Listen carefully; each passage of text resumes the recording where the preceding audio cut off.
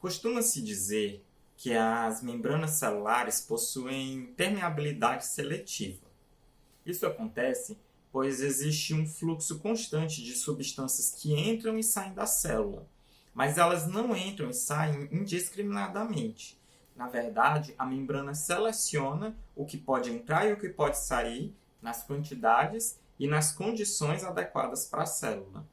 Essa troca incessante de substâncias entre o lado interno e o lado externo da célula pode ocorrer sem nenhum gasto de energia, no que a gente chama de transporte passivo, ou pode ocorrer gastando energia, o que a gente chama de transporte ativo. Mas antes de explicar como ocorre cada um deles, é extremamente importante vocês entenderem o conceito de gradiente eletroquímico.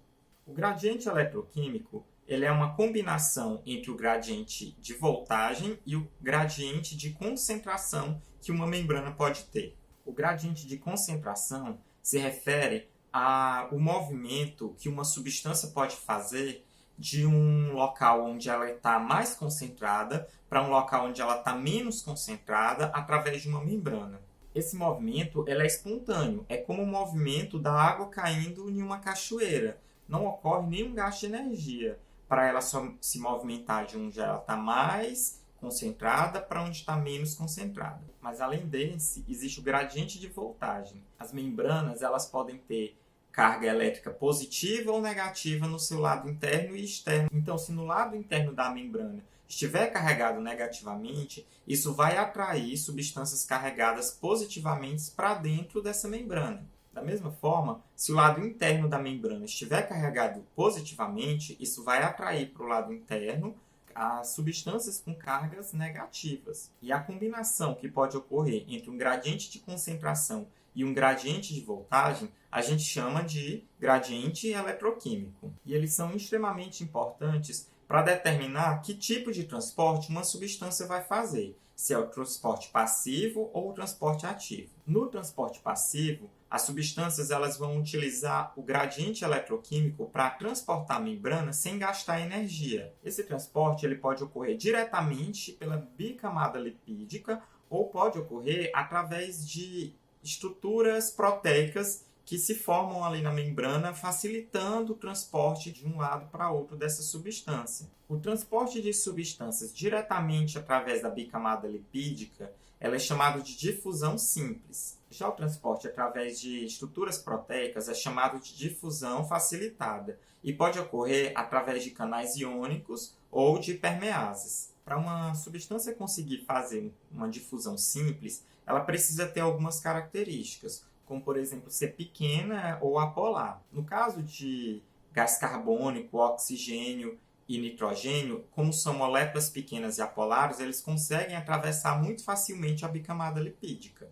Já outros compostos que são maiores, como ácidos graxos e esteróides, eles também conseguem atravessar a bicamada lipídica por serem lipossolúveis. Algumas moléculas polares, como o glicerol e a ureia, também conseguem atravessar por serem muito pequenas e não terem carga elétrica. A água, por ser uma molécula pequena, ela também consegue atravessar a bicamada lipídica, mas numa quantidade muito baixa. Lembrando aqui que o movimento que a água faz através dos gradientes é chamado de osmose. Os íons, apesar de serem pequenos, eles não atravessam a bicamada lipídica porque, como eu expliquei na aula sobre água, a água forma uma camada ao redor dos íons e acaba formando uma estrutura de um certo tamanho que impede que os íons atravessem a bicamada lipídica. A difusão facilitada é o transporte passivo que ocorre através de estruturas proteicas na membrana plasmática, que podem ser canais iônicos ou permeases, também chamados de transportadores. Apesar de ser facilitada pelas estruturas proteicas, o movimento das substâncias é a favor do gradiente de concentração.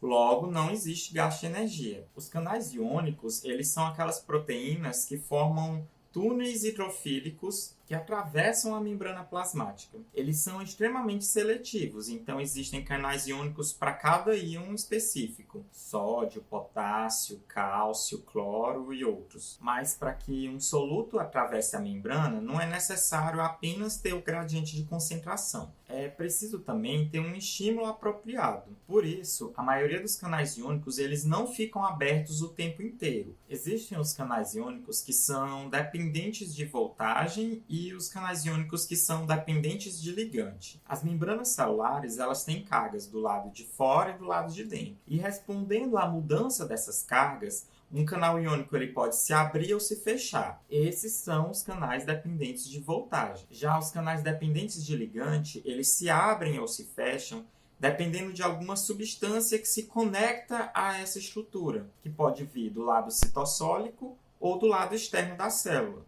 Permeases, diferentes dos canais iônicos, eles não são canais. Essas proteínas, elas modificam essa estrutura quando o soluto se conecta a elas, permitindo a transferência do material de um lado da membrana para o outro. As permeases, elas podem transportar uma única substância e assim são chamadas de monotransporte, mas elas também podem ser cotransporte, quando elas transportam duas substâncias que estão de um lado da membrana para o outro lado, ou contratransporte, quando a direção que os solutos estão indo é oposta. Um pode ir do lado interno para o externo e o outro do externo para o interno. No caso do cotransporte e do contratransporte, a transferência das substâncias de um lado para o outro só vai ocorrer quando as duas substâncias estão presentes, ou seja, uma não ocorre sem a outra. Por fim, é importante citar as aquaporinas, que são proteínas que formam canais que vão transportar a água de um lado para o outro da célula. Mas fique atento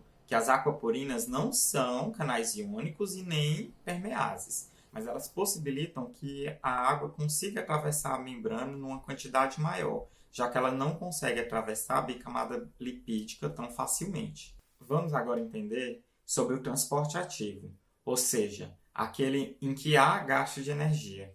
Existe gasto de energia nesse transporte, pois o transporte ele é contra o gradiente de concentração. Então, ele não é um movimento natural que as moléculas vão fazer espontaneamente. Por isso, é preciso gastar energia para que ele ocorra. Mas de onde vem essa energia? Como eu já citei várias vezes, todo processo que precisa de energia na célula, ele consome ATP, adenosina trifosfato. E é daí que vem a energia para o transporte ativo. Esse tipo de transporte ele ocorre exclusivamente através de permeases, que nesses casos a gente chama de bombas. As permeases elas também podem ser classificadas como monotransporte, quando transportam apenas uma substância, cotransporte, quando transportam duas substâncias no mesmo sentido, e contratransporte, quando estão carregando substâncias em direções opostas. Para a gente entender o transporte ativo de uma forma geral, a gente vai usar como exemplo um dos sistemas de transporte mais difundidos dentro da célula, que é a bomba de sódio-potássio, também chamada de sódio-potássio ATPase. A bomba de sódio-potássio é responsável por estabelecer as concentrações de sódio e potássio tanto no citoplasma quanto no exterior da célula, no líquido extracelular. Também é responsável pela manutenção do potencial de membrana da célula. Ele é responsável por expulsar o sódio de dentro da célula para fora e colocar o potássio de fora para dentro da célula. Portanto, ele é um sistema de contratransporte. Como todo sistema de transporte ativo, essa bomba ela vai gastar energia a partir da hidrólise do ATP, mas não requer apenas o ATP e o potássio e o sódio. Na verdade, vai se utilizar também nesse processo uma molécula de magnésio. Para melhor entender o funcionamento da bomba de sódio e potássio, é interessante a gente dividir esse processo em etapas. Na primeira etapa, a bomba está aberta para o lado de dentro da célula. Nessa conformação, existem 3 sítios, 3 locais na molécula onde podem se ligar íons sódio. No momento em que 3 íons sódio se ligam ao transportador, ele vai ser ativado pelo ATP, que vai deixar uma molécula de fosfato ligada ao transportador e liberar o ADP, a adenosina difosfato. No momento que esse fosfato se liga ao transportador, ele muda a conformação e passa a se abrir para o lado de fora, deixando os íons sódios disponíveis para serem liberados para o lado externo da célula e deixando livre os sítios em que dois potássios podem se conectar nessa molécula. No momento que os dois potássios se conectam ao transportador, o fosfato se desconecta da bomba e ela volta à sua conformação inicial, ou seja, aberta para o lado de dentro, liberando os fosfatos no meio intracelular. E isso abre novamente os sítios para os sódios se ligarem, reiniciando esse ciclo.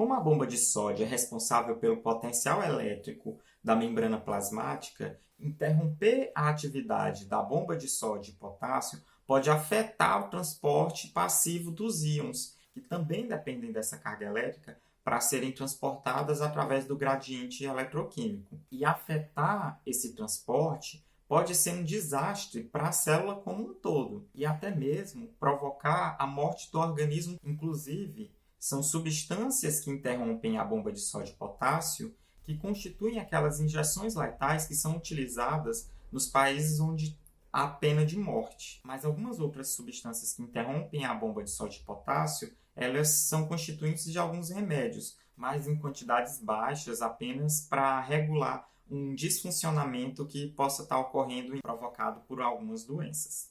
Por hoje é só, se mantenham sempre em equilíbrio e até a próxima aula.